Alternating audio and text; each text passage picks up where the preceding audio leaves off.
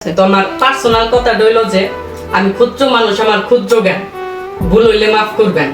ঠিক আছে, ঠিক আছে, ভুল হইলে মাফ করবেন। কারণ কত হইলো যে একজন মানুষের ভিতরে রাগ, অভিমান, আবেগ, ভালোবাসা এগুলা আল্লাহ সৃষ্টি করে দিছে। একজন ছেলের প্রতি একজন মেয়ের আকর্ষণ, আর একজন মেয়ের প্রতি একজন ছেলের আকর্ষণ, আর এই আকর্ষণটা আল্লাহই দিছে। আল্লাহ দিছে না? ঠিক আছে। তখন কত হইলো যে তখন আল্লাহ যে এই আকর্ষণটা দিছে, তখন একজন মানুষের, একজন ছেলের তো একজন মেয়েরে ভালো লাগতেই পারে, ভালো লাগতেই পারে।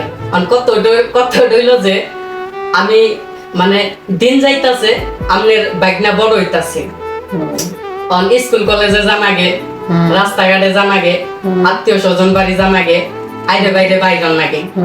কত হইলো যে আইরে বাইরে বাইরে হবার নিয়ে যদি কোনো মেয়েরে ভালো লাইগা যাক, পছন্দ যদি হইয়া যাক, যদি আসলে ভালো লাইগা যাক, তখন আমার কি করা উচিত এবং কি করণীয়, এটা আপনার কাছে আমার প্রশ্ন। যদি কোনো মেয়ের আমার ভালো লাইগা যায়, তখন আমি কি করবো? তাই? হ্যাঁ, আচ্ছা ঠিক আছে, এটা যেহেতু জানতে চাইছো তোমাকে তো এই প্রশ্নটা আমারে উত্তরটা দেন, কারণ আপনি আমার মামি। তোমার কথা এই নলেজ মানে এই বিষয়ে আমার জ্ঞান কম, কারণ আমি ক্ষুদ্র মানুষ, আমার ক্ষুদ্র জ্ঞান। তোমার কথা আমি কি করবো এটা কোন? বুঝলাম এবং শুনলাম।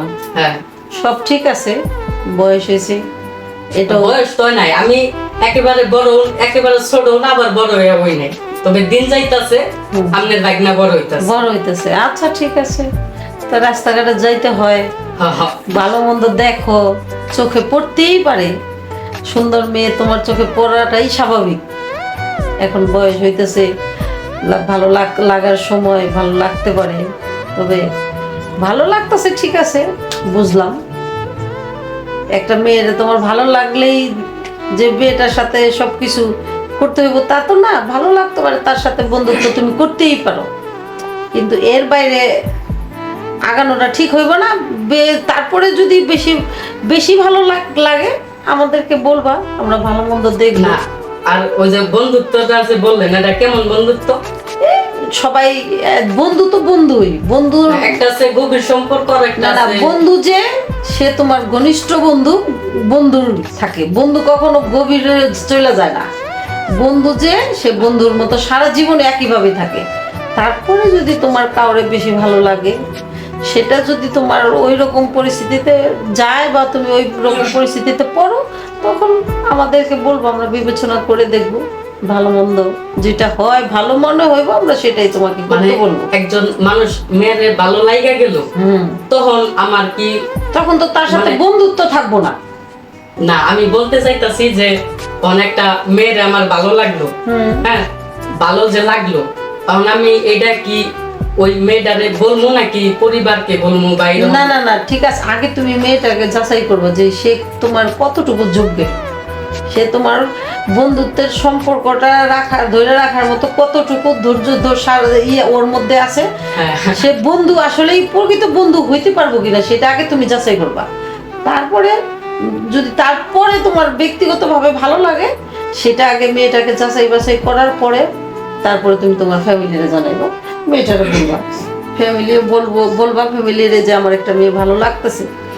আচ্ছা, এক মেয়ের যদি ভালো লাগে, ওর ডিটেইলস, হ্যাঁ, আগে তুমি বুঝবা যে মেয়েটা কি কেমন, মানে সবকিছু একটু যে আমি ক্লিয়ার হম। হ্যাঁ, ওইটাই ক্লিয়ার হওয়ার পর ওই মেয়েরে জানাবো নাকি আমনে করে? মেয়ের ওটা তোমার মনের মধ্যে রাখবা। হ্যাঁ, ওটা তুমি আগে যাচাই করবা। না, এখন আমার কথা হলো যে বন্ধুত্ব একরকম, হ্যাঁ, আর একজন ভালো লাগা, ভালোবাসা আরেকরকম, সেটা হলো আরেক। আমি তো আর এত বুঝি না। বন্ধুত্ব থেকেই আস্তে আস্তে মানুষের প্রতি মানুষের আকর্ষণ বাড়ে, ভালো লাগে, ভালোবাসে। তো ওইটাই আগে তুমি ওই বন্ধুর থেকেই তো জানতে পারবা সে তোমার ভালোবাসার যোগ্য কিনা, তাকে ভালোবাসা যায় কিনা। যদি এমন হয় যে ওই মেয়ের ব্যাপারে আমি সবকিছু A to Z, মানে ব্যাকগ্রাউন্ড, মেয়ের সম্বন্ধে সবকিছু আমি জানলাম, তো জানলাম, আমার ভালো লাগছে, তখন আমার জন্য পারফেক্ট। তো ওই সময় আমি ওর আগে জানাবো নাকি আমনে ঘরে মানে আমনে ঘরে আগে জানাম? ওর সাথে আগে কথা বলবা, ওরে আগে জানাইবা। পরে আগে? আচ্ছা, ওরে আগে জানানোর পরে যদি এরকম ওর মায়ায় আটকা যায়, মানে ওর এইরকম তো মেলা হয় যে ভালোবাসা না পাওয়ার কারণে মানুষ নিজের জীবন বিসর্জন দেয়। কারণ একজন মানুষ, যে মানুষটা তেলাপোকা দেখে ভয় পাইতো, যে মানুষটা ইনজেকশনের সুই দেখে ভয় পাইতো, কত হলো যে আপনি যদি আমার আঘাত করেন শরীরে, তাহলে কিন্তু আমি মানে আমার দেহের যে শরীরের প্রতি যে আমার একটা মায়া, এটা কিন্তু কাজ করব, মানে আমি কিন্তু চাইলে আপনার আঘাত করতে দিব না। কিন্তু এমন একটা পরিস্থিতিতে জায়গা ওই মানুষটা মানে নিজের জীবন বিসর্জন দেয়া হলো। কারণ আমার কত হইলো যে আমি যদি ওই লেভেলে জায়গা, তো তখন কেমনে কি? আর আমি আমনে করে জানাম কোন টাইমে? যখন ওরা ওই ওই পরিস্থিতিতে যখন চলে যায়, মানুষ তো অতি সহজেই অতটা গভীরে চলে যায় না। মানুষ একজনের সাথে আস্তে আস্তে মিশতে মিশতে তারপরে সে ওই জায়গায় পৌঁছায়।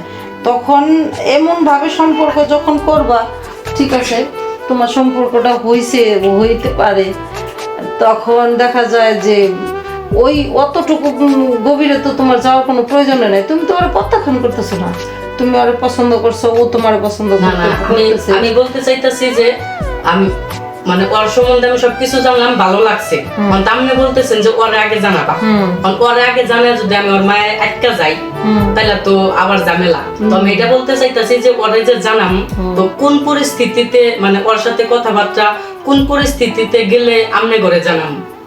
মানে আমি বলতে চাইতেছি যে ওর মায়ের যদি আমি একবার আটকা যাই, যদি বাইরে হইতে না পারি, তখন যদি আমনে ঘরে পছন্দ না হয়, তাইলে হিসুম তো না না না, তুমি অতটা গভীরে আগেই যাইবা না, তো যাইবা না।